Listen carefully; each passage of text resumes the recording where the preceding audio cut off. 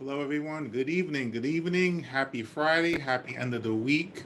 Welcome to another edition of the P.W.P sessions. That is the Poets for Purpose sessions. I'm your host, Noelle Figueroa, aka the Poet, aka the Anointed Pen. Thank you all so much for joining me tonight on this episode. This is episode number 26, and I'm honored to have another opportunity to speak with another poet that I've met over the past few months, or I should say maybe a few months ago, another awesome poet in their own right by the name of James Ellerbe. And I'm excited to get this conversation going. Before we dive into the conversation, I'm just going to do a brief introduction, and then we'll get started. So as I mentioned, this is episode 26. And for those that are not familiar with this podcast, the P.W.P sessions, or the Poets for Purpose sessions, is a podcast where I conduct interviews with new or established authors of poetry and feature a performance of their work along with an audience Q&A session.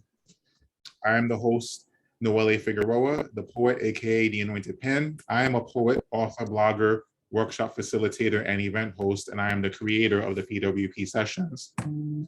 Tonight's guest is Mr. James Ellerbe.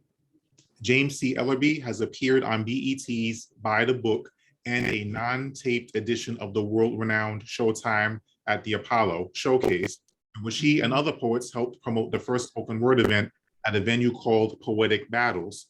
He represented New Jersey's team for this event. He has also performed at the Cola Note, site of Montreal's Jazz Festival, Elizabeth High School, Rutgers University, NJIT, Fairleigh Dickinson University, Sarah Lawrence College, and appeared on WLIB Radio NYC. Recently, James was a finalist for the 2017 Indie Author Legacy Award for Poet of the Year and a featured author at the BCCLS Books NJ 2015 and 2017 book festivals. He also wrote and co-produced A Dream Preserved, a three-act play. Beyond the Event Horizon is his first book of poetry, done in 2015, and Pulsar is his first spoken word album, released by Not Enough Words, LLC in 2018. Recently, his work is featured in the anthology On the Verge, Poets of the Palisades 3, published by the Poets Press in 2020. He was born and currently lives in New Jersey with his wife. Now, without further ado, ladies and gentlemen, I introduce to you James C. Ellerbe. Hey, James, good evening. Hey, good evening. Good evening. Good to be here. Good to be here. Yeah, glad to have you on the show, bro. I'm looking forward to the conversation. Thank you for being my guest tonight. So I'm going to start off, like I do with the other guests, with a basic question: who is James C. Ellerbe? How would you define yourself or describe yourself? Well, I would say that I'm first and foremost a husband. Been married going on 10 years. It'll be 10 years in May. Um, I'm a spoken word recording artist. I'm an author. Um, I am an entrepreneur. Um, and I'm just passionate about words and the power of words and how they can change lives and inspire people and have people think differently about the world or themselves, um, or both at the same time.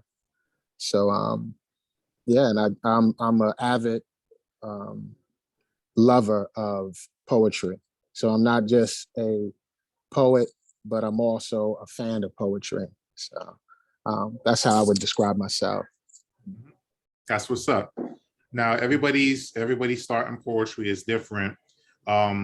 When would you say you got started, and what was your motivation for getting into it? Um, it was as early, I would say, sophomore year in high school. Um, that's when I started, you know, realizing that what I'm writing is poetry. Um, my early beginnings, I would say that um, I started out writing my thoughts because I didn't really, consider myself a poet. Not in a vein of like Nikki Giovanni, Sonia Sanchez, Paul Laurence Dunbar, Mary Baraka, uh, like the greats. But it wasn't until later that I realized what I was writing was actually poetry, and that words have power, and when you start writing poetry, there's a responsibility as a poet, because you just can't write anything as far as being reckless with your pen, but you have to be responsible because words have power. The scripture says life and death is in the power of the tongue, and especially if you're speaking those words to existence, you're bringing forth those words. You have to be careful with what you say. Um, but I started performing. I started, um, you know, uh, doing different shows, and that's when I realized, okay, this is what I like doing. This is my passion. This is what moves me, because words move me. Words got me to discover who I am. You know, um, they shaped me. I was kind of like a lost soul, like especially in my high school years, and it wasn't until my adulthood that I started to find myself, and that was all through words. Well, words helped me um, come out of that darkness, come out of that very dark period.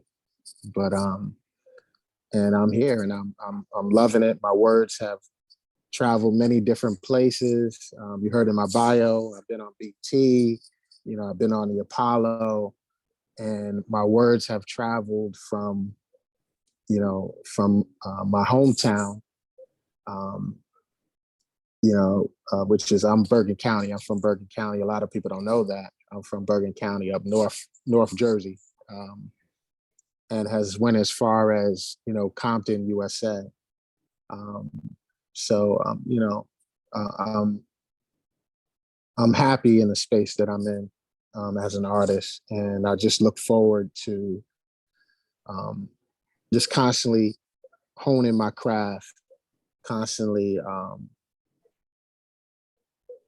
taking in, soaking in, because I believe you also got to study your craft and study your whatever you want to do, and to be good at it. So yeah, that's pretty much. Yeah, that's what's up. That's what's up. What were when you started writing? What were the first subjects that you felt that you needed to talk about? That's a very good question. My early works was more like emotional, because, like I said, I was coming out of that dark spell, and so a lot of my work was me just expressing myself, expressing a lot of things that I was going through, and trying to understand me as a young man. So a lot of the early works, you hear a lot of the pain that I was going through, um, and but it wasn't until later on that I would get into more introspective kind of pieces, and more inspiring pieces, more pieces that make you think and look at life in different ways and try to convey that in different ways. So, but yeah, a lot of it was very emotional early on. Right, right. Now you brought up a good point about perfecting your craft, and making sure you're on point with your writing and what you have to say. Who or what would you give credit to helping you with your writing and helping you to be able to express the thoughts that you had in the way that you wanted to express them? Man, I would have to say in total, it would have to be um, the Newark Jersey poetry community as a whole, because that was the poetry community that allowed me to hone my craft, allowed me to um, challenge my pen and take it to different levels. Um, it's a beautiful community, and has just a phenomenal history. One of its greats being Mary Baraka, and then you had people like um, Rob Hilton, who's they call him the Godfather, but um, a lot of people don't know that people like Flo Mentals also had Jersey poetry on their back. If it wasn't for him, Jersey would have probably have never gotten the exposure that it did during the mid '90s, into late '90s. He's the one that really showed that Jersey poets have something to say, and that and tackle poetry from different aspects, from a more in your face, more everyday, things that you see, especially from a Black experience. But so he was very instrumental in me becoming a better poet. Helena D Lewis, another Jersey poet who just is phenomenal. She, what makes her phenomenal was a lot of the poetry, especially in Jersey, was very male dominated. And here she comes in and just killing the game, with her voice and with her just unorthodox style of poetry, and just claiming whatever space that she comes in. And taught me a lot of just being confident in my work and getting out there and just sharing it. And not being afraid to, throw a monkey wrench every now and then in from what's out there and so forth. Be different, be you. Helena taught me that, and people like, Talam Acey, Lamar Hill. There's so many. There's just so many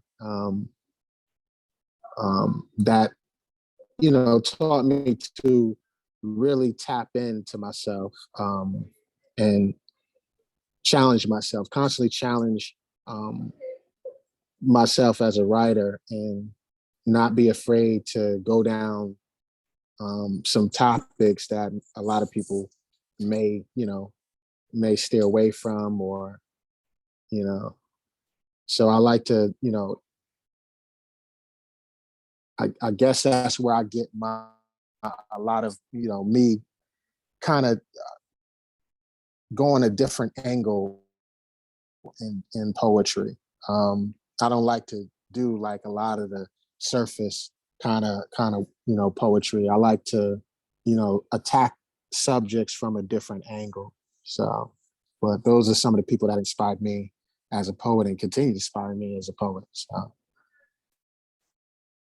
Yeah, definitely. You mentioned Helena, and I think you also said Talam Acey, right? Yeah, I got to. Talam Acey. Yeah, Helena, I experienced for the very first time at the Patterson Poetry Festival. She's definitely fire. Talam Acey, possibly, I can't recall because it's been so long, but I am familiar, with his poetry. He's another powerhouse too that deserves all props, no question. Now getting into your first book, congratulations, by the way. I purchased my copy. Beyond the Event Horizon, awesome project. Can you share with the audience like what led you to put together this book, and why you feel it's so significant at this time? Yeah, sure, definitely. I actually have an excerpt in my book from my journal back in '96. And in that excerpt, I pretty much say that it always has been my mission to, to produce my own book of poetry. And so I always had that, you know, that desire, that goal to do it. Starting out, I tried to go through a publishing company initially, but I didn't know at the time they were a vanity press. So if you know anything about vanity press, a lot of them cost a lot of money to publish your book. And some of them you got to be careful of because, you know, bad press, bad business and so forth. But Yeah. I had an experience that nearly stopped me from writing. Got accepted from this company, but they wanted $15,000 to publish my book, and I was like, I didn't have that kind of money, Oh, that's and crazy. it really it nearly crushed my dreams of you know producing my own book. I didn't know that there's other means out there to get your work out there and get it published. Like self-publishing. You don't have to go through a major chain. You can self-publish, and I personally would recommend that route. Um, Build your audience and have control over your work. Have control over most of the profits. Right. Um, but I have to credit it to my wife, honestly, because she motivated me to really get my work out there. She was like, "You got to do this. This is in you. Um, God will make things come together. You just got to get out there and do it." And so I just started doing my homework and finding out how to self-publish my book, because I knew that was the route that I would have to go. And so then came, okay, so what I'm gonna I knew I wanted to write a poetry book, but there's so many different poetry books out there. So I had to distinguish myself from all the published, poetry books that are out there. So I started thinking about the things that I'm into, the things that a lot of my writings kind of tackle on. And I kind of wanted to tell the story of me as a young Black man, come to trying to find himself in this society, and basically what shaped my writing, and take people on that journey. And so then came the challenge of, okay, what kind of theme then? Well, I'm a lover of science. I love a lot about science, just knowing the universe, around us, out there, things we can't see, and how science tries to make sense of it all. And so I was like, well, okay, so what would what would be the metaphor of my life? And that's when I came up with Beyond the Event Horizon. The event horizon is the part of a black hole. They call it the point of no return. So pretty much whatever goes into it, it's a wrap. It's done. They're completely destroyed. It's completely destroyed. Stars, whatever, in the universe. But there's this other theory that black holes are the beginning of another universe, or the start of a universe.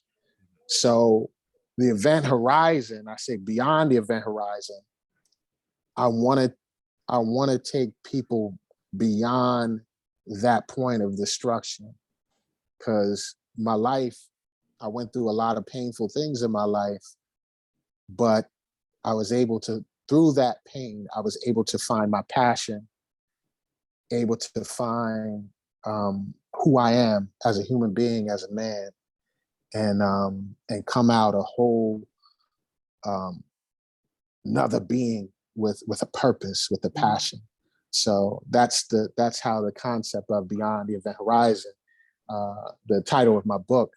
But then I wanted to take it a step further. I personally, like I said, I'm an avid poet. I'm an avid fan of poetry.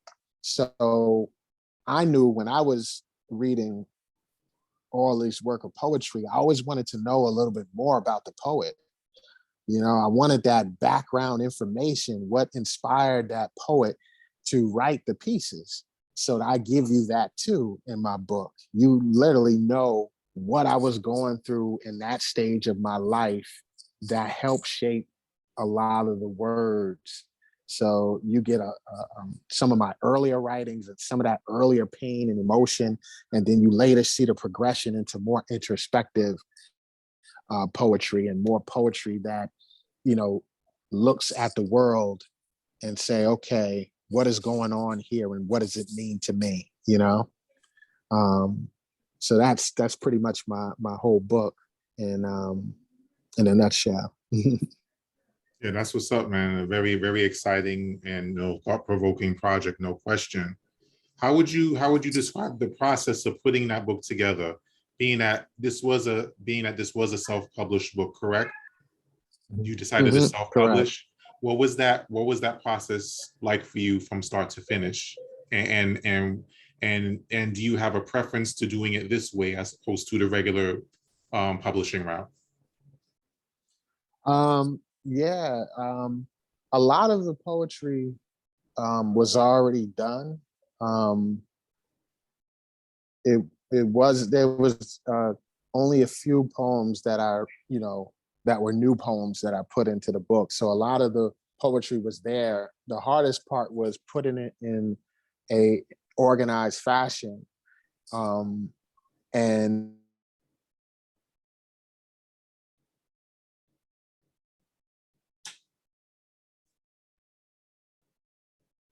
the framework was there. It was just me just explaining, how I got into a lot of the things that I got into as a young man and how I came out on the other end. But I had to choose the poems that tell that story, So it was flushing through a lot of poems that I wrote. There's over 64 poems in the book. But initially it was like, I would have put a whole lot more, but the publishing, the small printing press that I went through initially, they were like, you can't put all, you can't put all these poems in one book. You might as well break it up into, multiple books. So once I flushed out that, I was able to narrow it down to about 64 poems that pretty much told my story. And then it was just breaking it up into individual themes. So I have 3 themes in my book, which is torn up, sucked in, torn apart. Yeah, sucked in, torn apart. I'm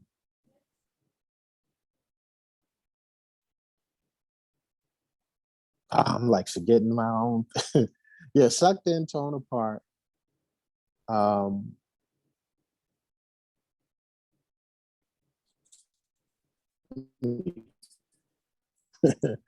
Sucked in, torn apart.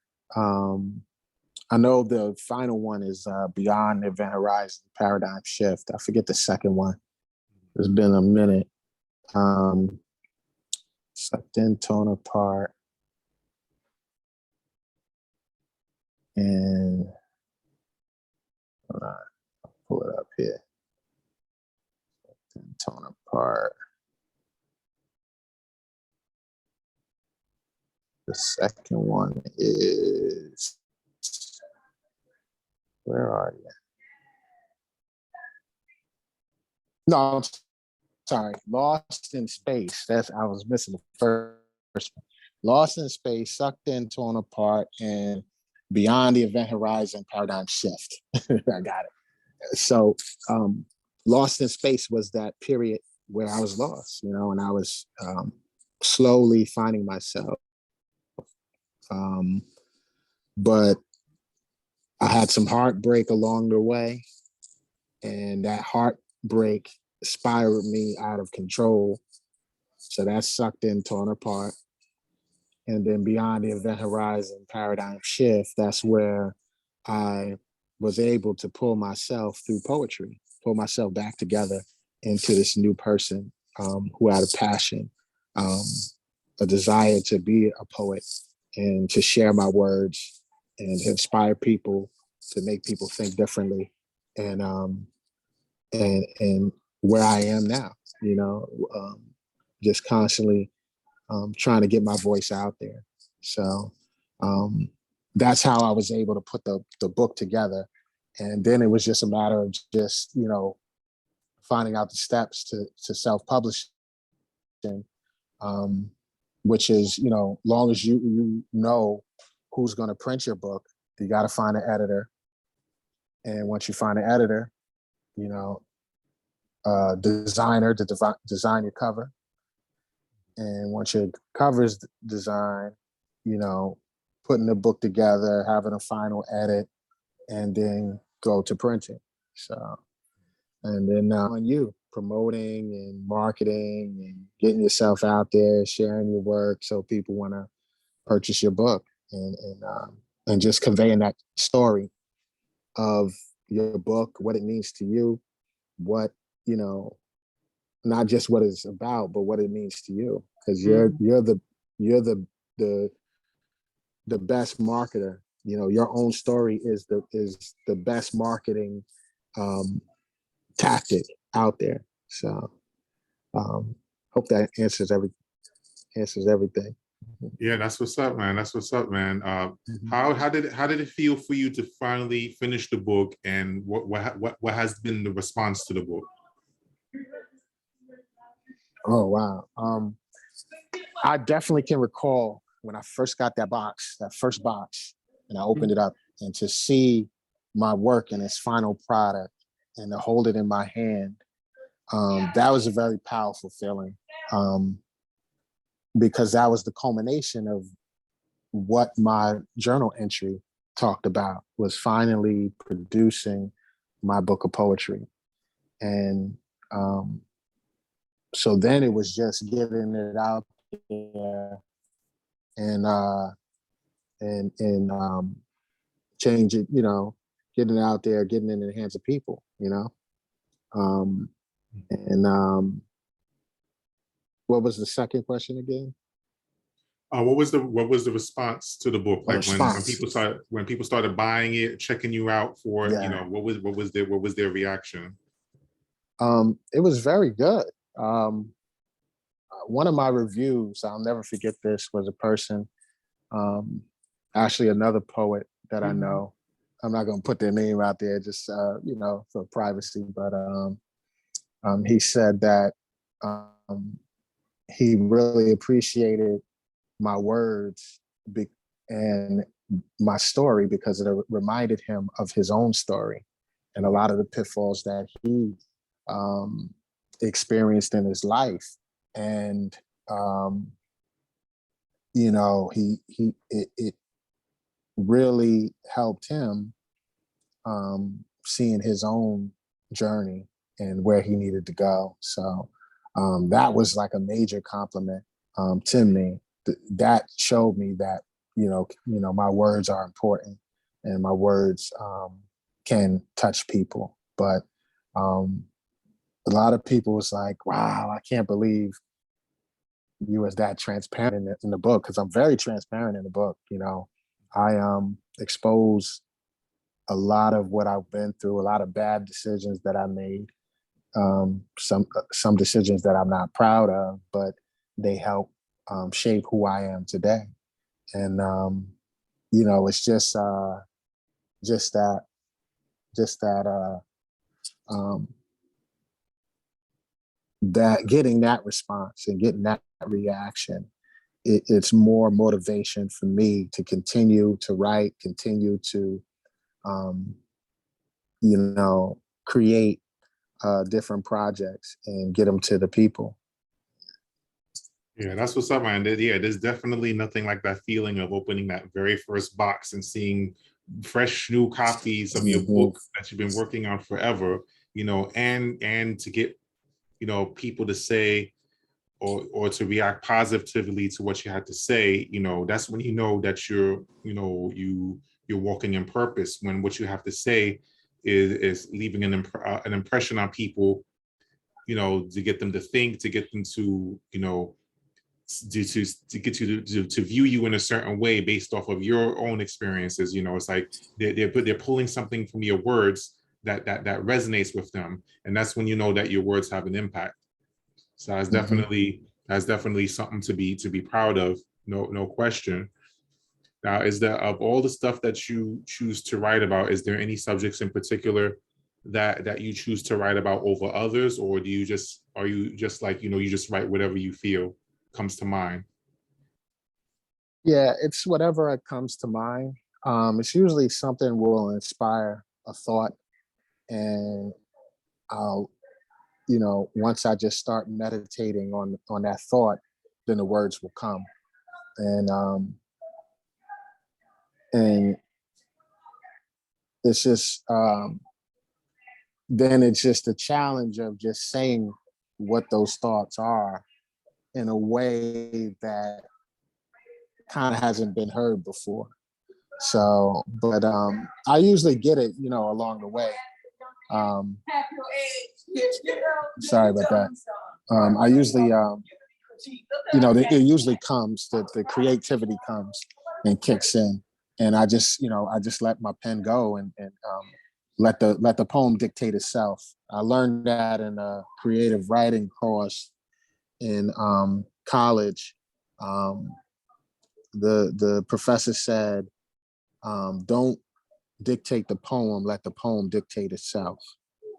And that's something that I hold to this day, whenever I go to write, I try not to be so in control of it. I kind of just let the poem dictate itself, and the words come. That's what's up. That's what's up. Now, on that note, we're gonna shift gears because I feel that this is the perfect opportunity for you to take the mic. Now, this time, Nate, you got space to share up to 5 poems of your choosing, to give our audience an idea of your poetic styles and subject matter. So at this time, the floor is yours. Okay. This first piece I'm gonna do, it's I hope it's not a lot of background noise. You're good. Okay, good. I think is fitting for Women's History Month.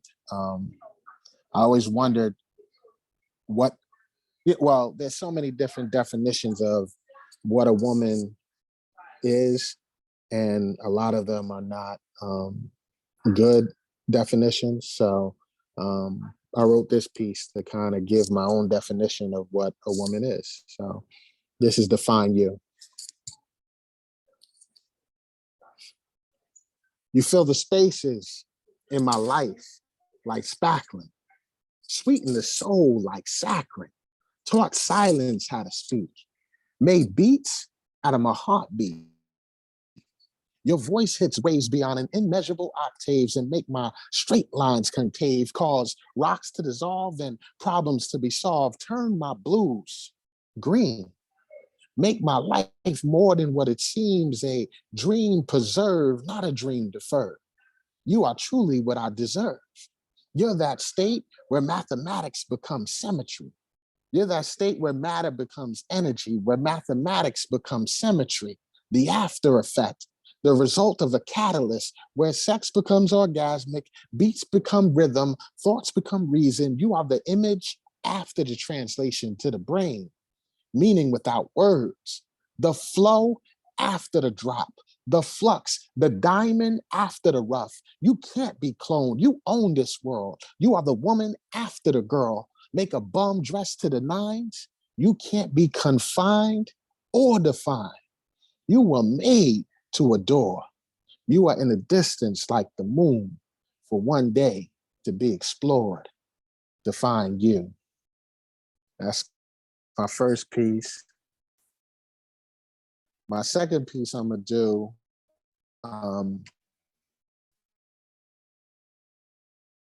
you ever been with someone and they truly couldn't appreciate who you were, and or they never treated you the way that you treated them? So I wrote this poem called Miles Away, and it talks about that, but using the backdrop of one of the greatest jazz musicians to ever lived, named Miles Davis. Using some of his music and just jazz music in particular, and telling this story about a person that didn't see the value in me,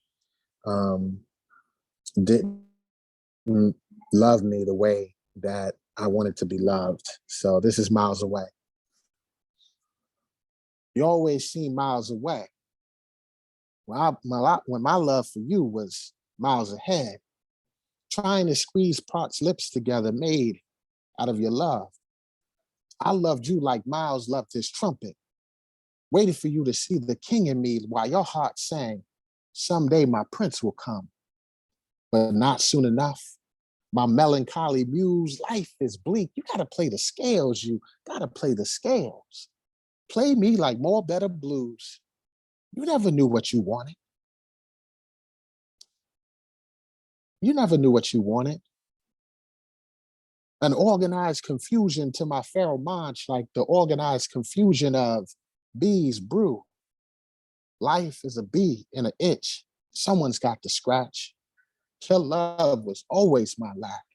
You always seemed miles away, when my love for you was miles ahead, trying to leave the atmosphere to reach your stratosphere.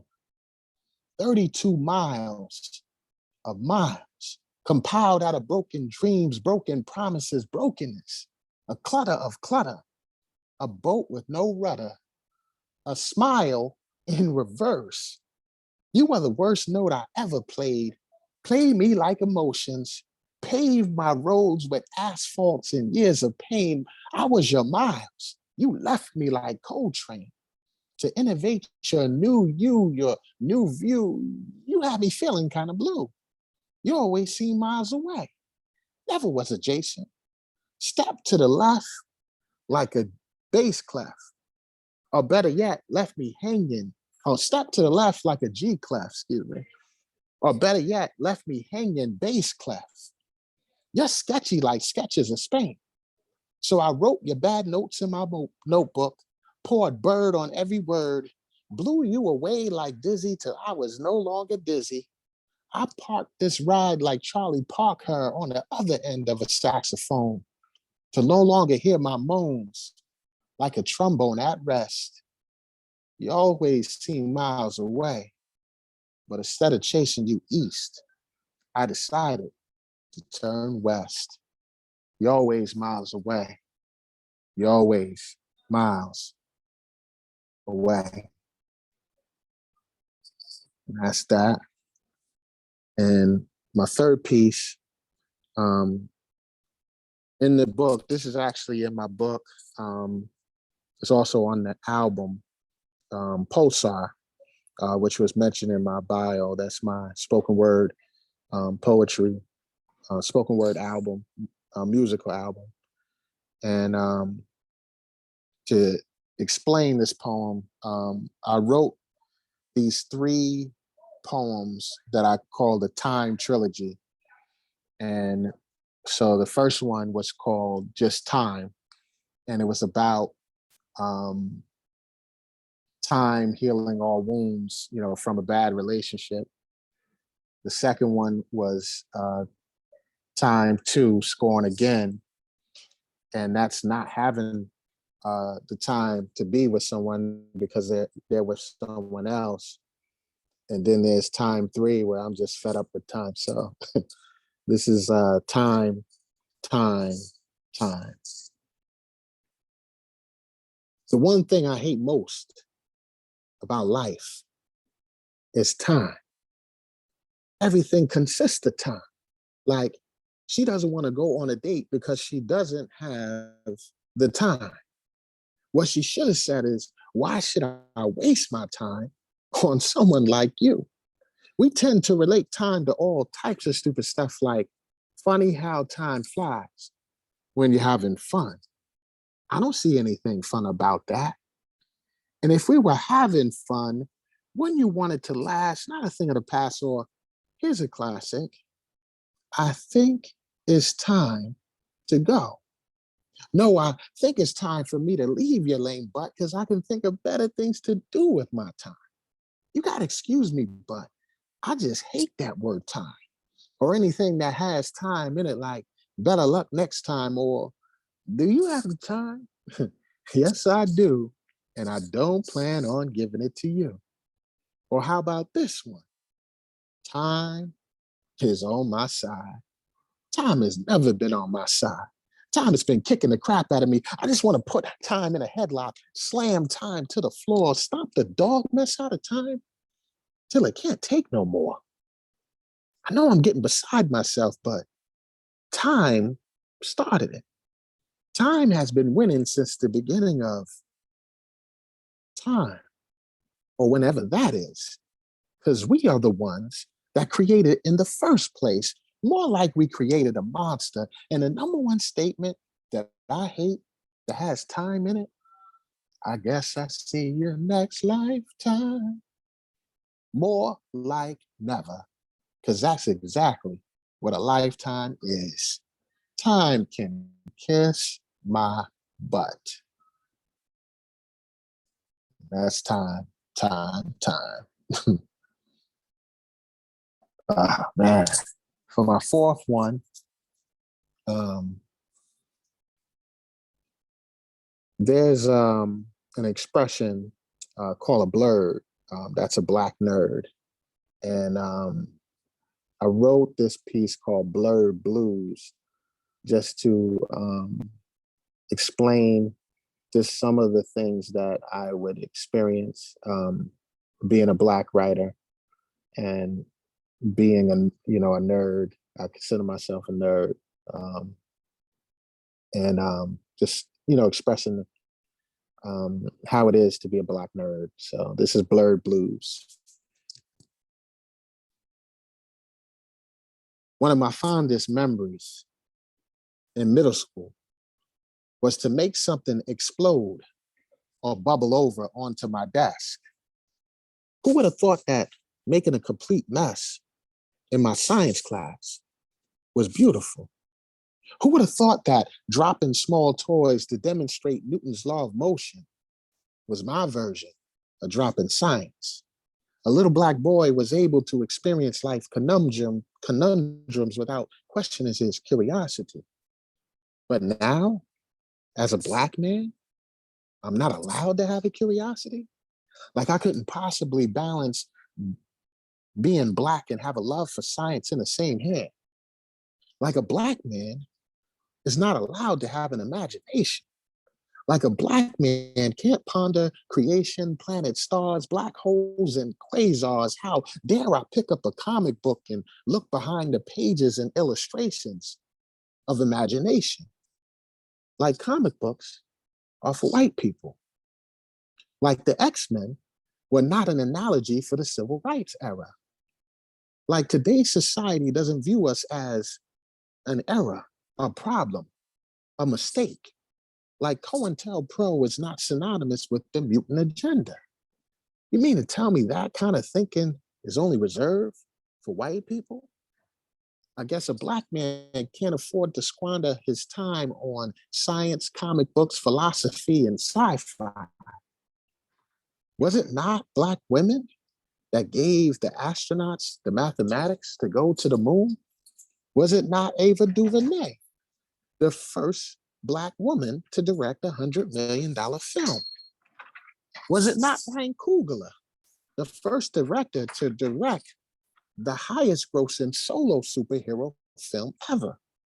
Didn't one of the greatest boxers to ever live, named Joe Louis, coin the highly philosophical phrase, everybody has a plan until they get hit? But I'm a black poet who's relegated to writing one-dimensionally, but who happens to have a stigma to see life in a fourth dimension. Seldom recognized or mentioned amongst his own and others.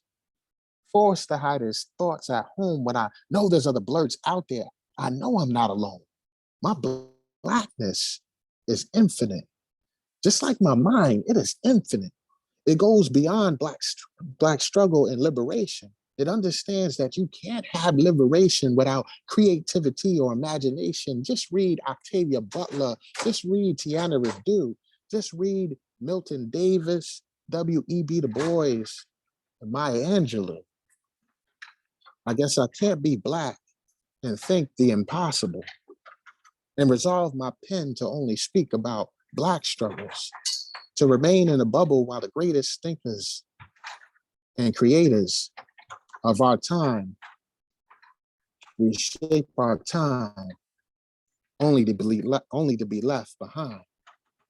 I guess I am a blurred who has truly lost his mind.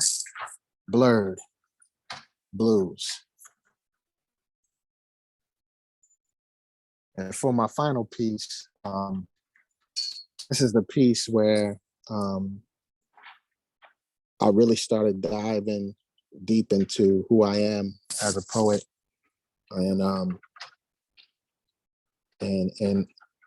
kind of I like to call it it's my confession. So this is pain with no chaser.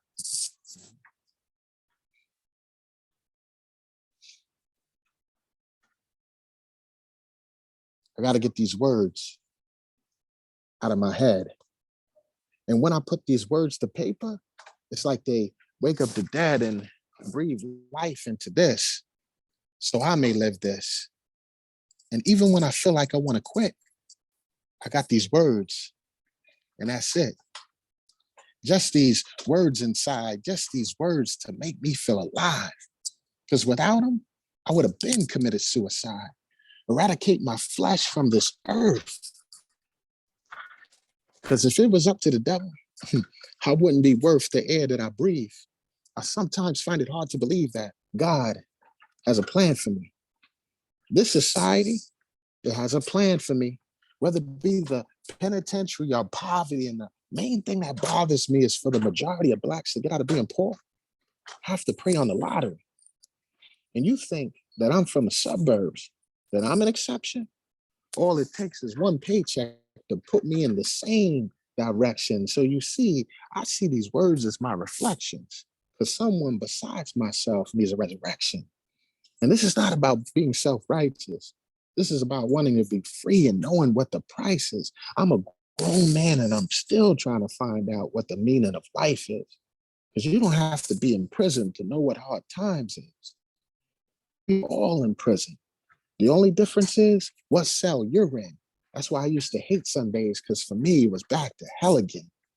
And my life has never been Hollywood, because Hollywood is made for stars. And the only stars that I chased in my lifetime are the ones in strip bars, trying to strip these scars away. But it's not enough dropping it like it's hot and take this pain away. And don't you dare look at me that way. You have insecurities too. The only difference between me and you is I choose not to tuck mine away. I used to get that last sip of Henny and hope the stain in my brain goes away. And it's these days that I feel like I left my mother down. But it's not how long you're lost, it's when you're finally found. So I keep my nose to the ground and my eyes to the skies. Only believe 10% of what you hear, because 90% of it is nothing but lies. And mama didn't raise no fool. But I acted so much like a fool when I spent more time trying to sling a tool instead of going to school. Want to make a slave? Hide the key in a book. You want to go platinum? Just write some bubblegum lyrics and a catchy hook. Because you see, this game is full of halftime crooks, too scared to look in the mirror. I wipe the frost off the mirror of my life, and I pray I see a little clearer. Pain with no chaser. Thank you, and thank you for listening. Ladies and gentlemen, that was Lit Poetics by none other than James C. Ellerbe.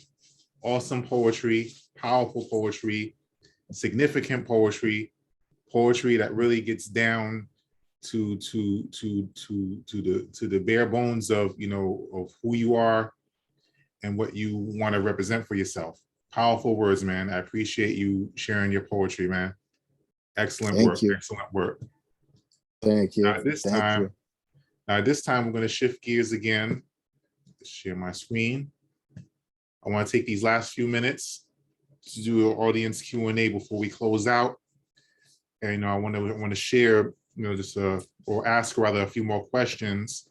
And one of them is of particular significance, and that is this.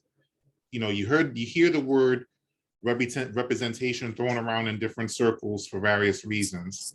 Now, and now, in regards to yourself and your writing, how important is it for you to make sure that you're representing yourself in your totality?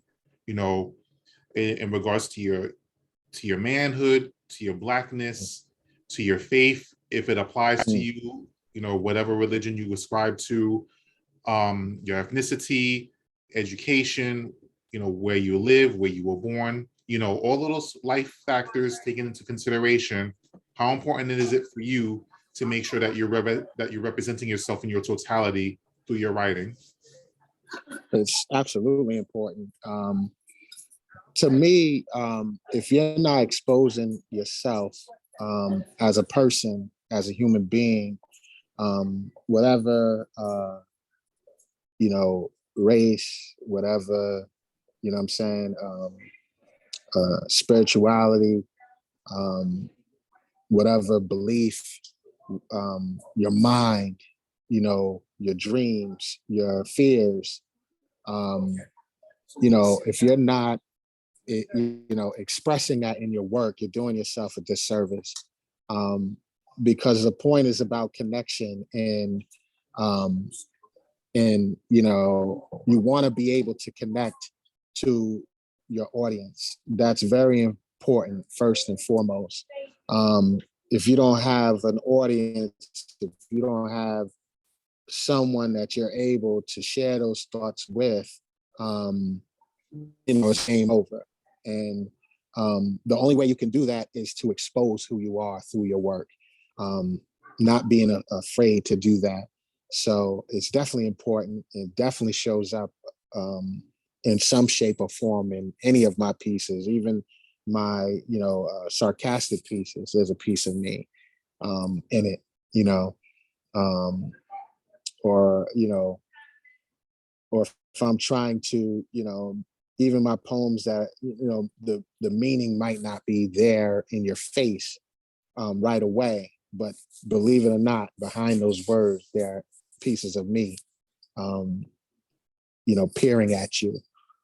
So yeah, it's very important. Definitely important. Yeah, that's what's up. That's what's up. Now, what do you hope to accomplish with your work? Like, is there a particular goal or mission that you would say you would have in regards to your poetry? Yeah, I like to say, I have a saying on my website, jamescellerbe.com. And that is that I want to help people find a way through words. That's very important to me. That's my mission. That's my motivation, is to help people find a way through words, whether it's, finding themselves, or just finding a different way of thinking at life. I got to move because I'm like at a center, but finding a different way, or just thinking differently. Um,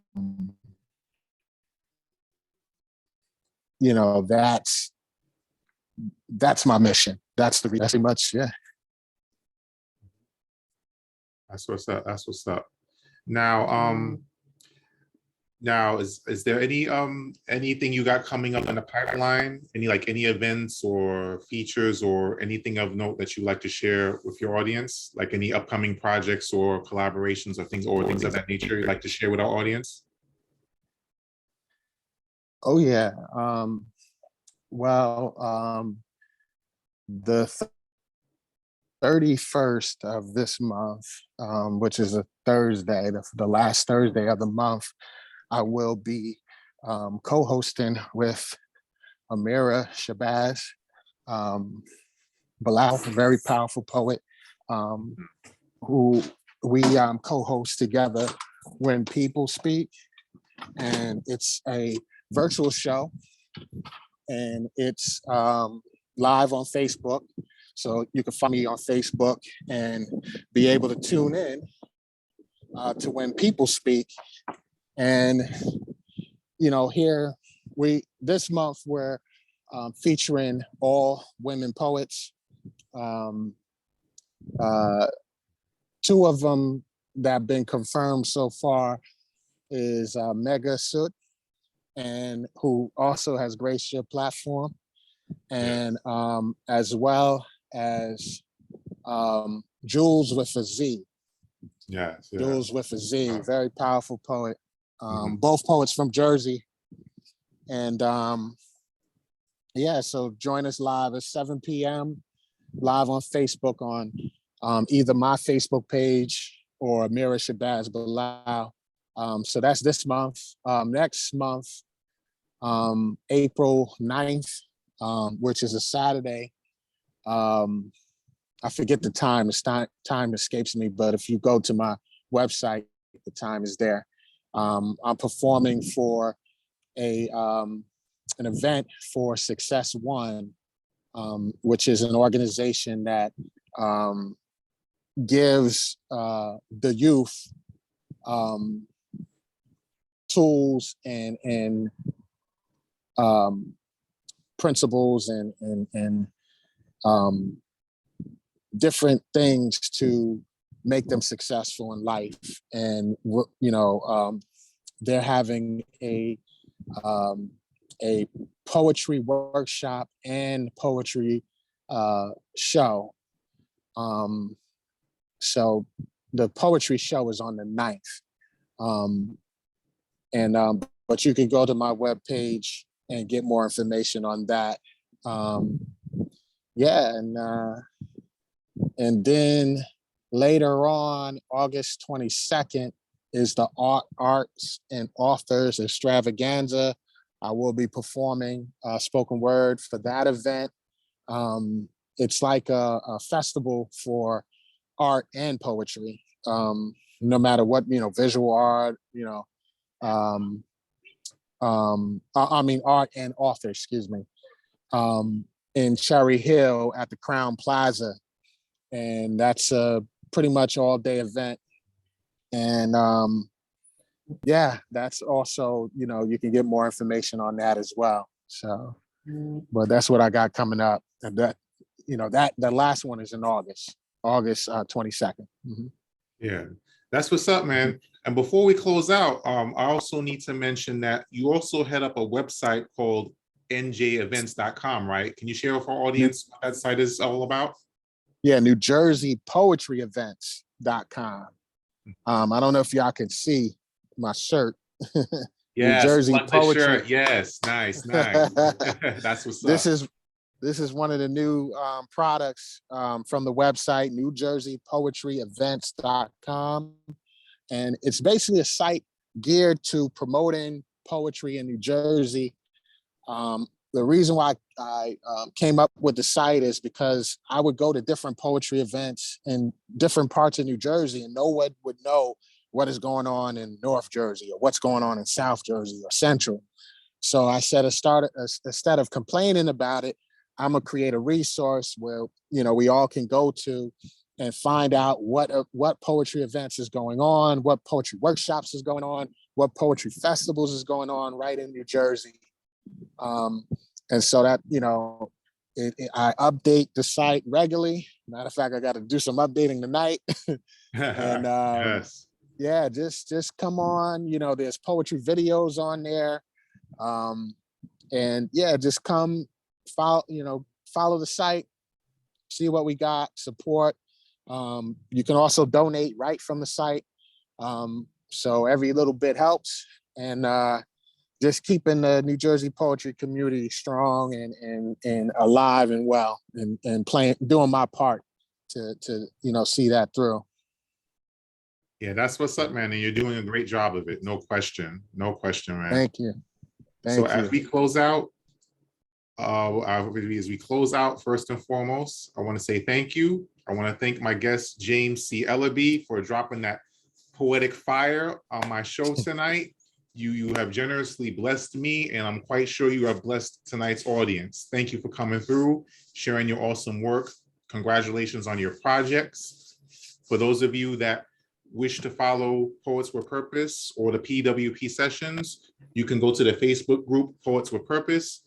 You can follow on Twitter @PoetsWPurpose, the YouTube channel of the same name, and I've recently joined Clubhouse @The Anointed Pen. Stay tuned for the next episode, which is tomorrow, episode number 27, featuring poet and author Eric Crow Draven. That's tomorrow, Saturday, March 19th at 7 p.m. Eastern Standard Time. For more information, you can reach out to me at 646-372-6230, or you can email me at poetswithpurpose@gmail.com. All my flyers, logos, and everything related was done by the awesome team at Eclipse Graphics New York. You can follow them on Instagram @Eclipse Graphics New York to see samples of their work and reach out to them if you need anything done for yourself. And lastly, for those of you wishing to make a donation, you can do so through PayPal, Tap Media Man, Cash App, $Anointed Pen, and Zelly, utilizing my phone number. And that, ladies and gentlemen, concludes episode 26. Thank you, James, again. Awesome poetry. Congratulations on all you've done up until this point. I wish you much success. This video should be uploaded to my YouTube channel within the next hour or so. So be on the lookout for that to share with your social media channels. Have a good night, everyone, and God bless. Thank you so much for your support. Indeed. Peace, man.